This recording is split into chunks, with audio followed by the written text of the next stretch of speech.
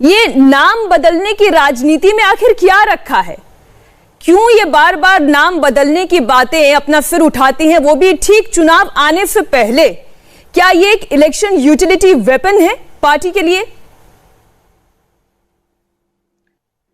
देखिए मीनाक्षी जी, मैं आपके न्यूज बुलेटिन को फॉलो भी कर रहा हूं और बड़े ध्यान से इस विषय को समझ रहा हूं। जहां तक नाम बदलने वाला विषय है, हैदराबाद को भाग्यनगर हम तो कई वर्षों से पुकार रहे हैं, ये पहली बार नहीं है।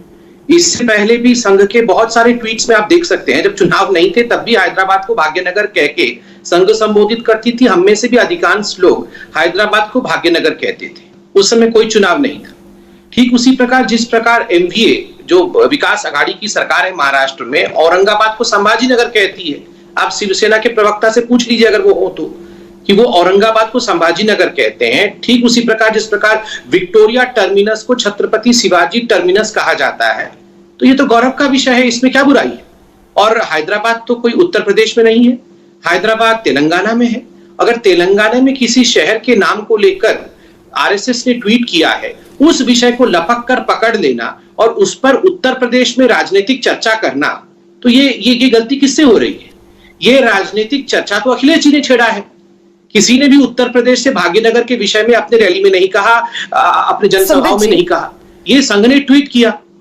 संबित जी, आजमगढ़ को आर्यमगढ़ का नाम देने का प्रयास होना या इसकी चर्चा होना, अलीगढ़ को हरिनगर का नाम, मैनपुरी को मयन ऋषि का नाम, बदायूं को वेदा मऊ का नाम, ये तमाम बातें आप ही के पार्टी के नेताओं की है।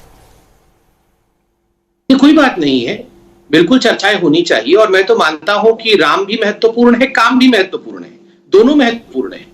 राम भगवान इसलिए महत्वपूर्ण है क्योंकि वो हमारे आस्था के प्रतीक हैं, वो हमारे सेंटिमेंट है, वो हमारी भावना है, वो इस देश के प्रतीक है, वो इस देश का इतिहास है।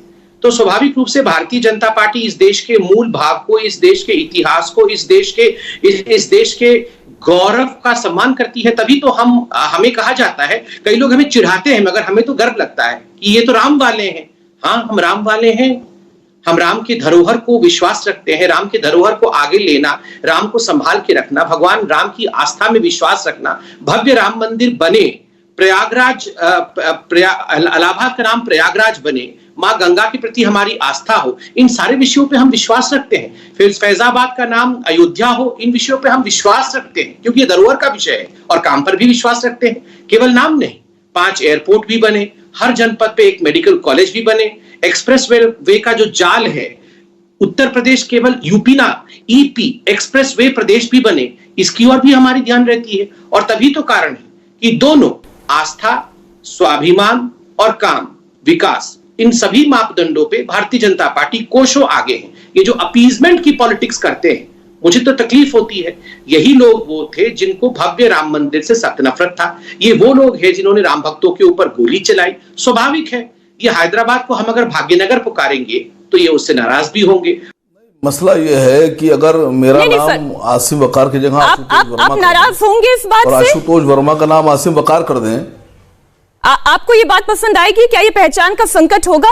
मैडम पूरा सवाल पूछ लिए फिर बोलूं। नहीं, मैं इसलिए आपसे पूछ रही हूं, पहले मेरे सवाल का जवाब दें, फिर आगे आप बात करिएगा। पहचान का संकट खड़ा होगा ना? बोलती रहिए, नहीं बोलती रहिए प्लीज, अच्छा लग रहा है। नहीं बोलती रहिए, अच्छा लग रहा है। आसिम वकार जी जवाब दीजिए ना, जवाब दीजिए। जवाब बताइएगा तब बोलूंगा, बोलिए। लेकिन सुनिएगा बिल्कुल शांति से। मतलब अब मुझे सवाल कैसे पूछना है वो भी आप मुझे सिखाएंगे आसिम वकार जी। चलिए आप बोलिए, अब आप ही बोलिएगा, अब कोई सवाल नहीं आएगा, आप ही बोलिएगा। आप लोग इतना नहीं आप लोग घर से इरिटेट होके आते हैं या ऑफिस में इतना इरिटेट हो जाते हैं? मुझे मेरा चेहरा तो ऐसा नहीं दिखता आसिम वकार जी, आप देख लीजिएगा। बोलने ही नहीं देते, वजह क्या है? चलिए आप अपना जवाब पूरा करें। मैं पूछना चाह रहा हूं कि वजह क्या है? पूछने की आदत क्यों बात निकाल? अब देखिए कितना टाइम निकाल दिया आपने। आप बोलने नहीं दे रही हैं? आप हम लोग क्या पहले क्लास का बच्चा समझती हैं? बोले ना, मैं चुप बैठी हूं। B for baby, C for cat, D for dog. हाँ, जवाब नहीं है ना आपके पास?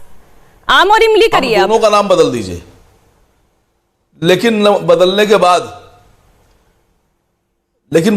बाद हम दोनों के परिवारों पास रोजगार ना बचे, हमारे परिवारों में फाका होने लगे, भूख बच्चों के पास फीस ना हो। देखिए, राहुल गांधी पर तो जवाब देकर कोई लाभ है नहीं। मुझे तो लगता है राहुल गांधी ने कहीं से सुपारी उठा रखा है हिंदू धर्म के खिलाफ, और सुबह से शाम तक हिंदुओं को कोसना, हिंदू धर्म को गाली देना, हिंदुस्तान के खिलाफ काम करना, ये राहुल गांधी जी का कहीं ना कहीं वर्चस्व बन गया है। इसलिए राहुल गांधी को पॉइंट ऑफ डिस्कशन बना के कोई लाभ भी नहीं है। अभी तो मैं देख रहा था, किसी ने बड़ा अच्छा ट्वीट किया हुआ था कि शक होता है कभी कभी कि राहुल गांधी कहीं महात्मा गांधी के ही तो अवतार नहीं है। महात्मा गांधी का जो स्वप्न था कि कांग्रेस को समाप्त कर देना है, कांग्रेस को खत्म कर देना है, कांग्रेस का काम स्वतंत्रता के पश्चात समाप्त हो गया है, कहीं उसी स्वप्न को पूरा करने के लिए राहुल गांधी जी का अवतरण तो नहीं हुआ है।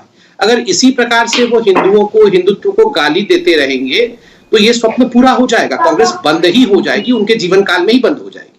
बहरहाल राहुल गांधी का विषय नहीं है। अब ये नाम पे आते हैं। देखिए, दोनों भाई बैठे हुए, समाजवादी पार्टी के भी, AIMIM के। मैं कोई विचलित नहीं हूं, बड़े शांत तरीके से कहता हूं। देखिए मीनाक्षी जी, 303 सीटें हमें मिली, 325 सीटें हमें मिली। क्यों मिली है? अनुच्छेद 370 हटाने के लिए मिली। जब हमने अनुच्छेद 370 हटाया तो इन लोगों ने क्या कहा कि तिरंगा उठाने वाला कोई नहीं होगा, हिंदुस्तान में खून की नदियां बह जाएंगी, हिंदुस्तान में आगजनी हो जाएगी। हमने हटा दिया ना, हमने इनसे तो पूछा नहीं। जब भव्य राम मंदिर की बात आई, इन लोगों ने जाके सुप्रीम कोर्ट में गुहार लगाया कि किसी भी कीमत पर 2019 के चुनाव तक सुनवाई नहीं होनी चाहिए, किसी भी कीमत पर भव्य राम मंदिर नहीं बनना चाहिए। असदुद्दीन ओवैसी जी की पार्टी तो बहुत ही नाराज थी, तो नाराज हो। ये 1 सीट 2 सीट वाले अगर हमसे नाराज होंगे और हम इनकी नाराजगी पर जवाब देते नहीं, लेकिन संबित जी सवाल ये है कि क्या नाम बदलने से महंगाई कम हो जाएगी? क्या लोगों को रोजगार मिल जाएगा? क्या महिलाओं को सुरक्षा मिल जाएगी? मुद्दा ये है, क्या नाम बदलने की सियासत से ये सारे एजेंडे आपके फुलफिल हो पाएंगे? संबित जी संबित भाई से पूछ लेता हूँ। अरे आपका समय तो सारा वकार जी ले गए। अरे संबित भाई, मेरे भी कुछ सवाल का जवाब दे दीजिए, साथ में एक साथ हो जाएगा। हाँ, मैं जवाब दे दूंगा। मैं आशुतोष जी अभी मीनाक्षी बहन का जवाब दे दूं, आपका भी जवाब उसी को ले लीजिए साथ में, वरना समय ही नहीं मिलेगा। अभी एक सेकंड जरा, पहले देखिए, हम तीनों भाइयों के बीच एक बहन है। बहन ने कोई सवाल पूछा है, पहले बहन की बातों का जवाब दे देता हूँ, उसके बाद भाइयों का जवाब दे दूंगा, है ना? तो मीनाक्षी जी ने पूछा कि क्या ये नाम बदलने से पेट्रोल, नौकरी इत्यादि जो विषय है वो सोल्यूशन हो जाएंगे? नहीं, मैंने कहा ना, नाम भी महत्वपूर्ण, काम भी महत्वपूर्ण। इसका अर्थ ये नहीं है कि हम मंदिर नहीं बनाएंगे, नाम नहीं बदलेंगे, अपने स्वाभिमान को नहीं पाएंगे। उसका अर्थ ये भी नहीं है कि हम रेलवे स्टेशन नहीं बनाएंगे, एयरपोर्ट नहीं बनाएंगे, रोड नहीं बनाएंगे, गैस चूल्हा मुफ्त में नहीं देंगे, हर गांव को बिजली नहीं देंगे। ये सब काम भी तो हम ही ने किया है ना। इतने वर्षों तक सत्ता में रहने के बावजूद, अखिलेश जी की सरकार हो या उससे पहले मायावती जी की सरकार हो, उससे पहले कांग्रेस की सरकार हो, इन लोगों ने क्या किया था? क्या सबको नौकरी दे दी थी? क्या सबके घर में गैस चूल्हा था? क्या सबके घरों तक सड़क पहुंची हुई थी? जो भारतीय जनता पार्टी 2017 में उत्तर प्रदेश में आई और हमने सड़क छीन लिया, नौकरी छीन ली, हमने गाड़ियां छीन ली लोगों से, हमने लोगों को बेरोजगार कर दिया? नहीं,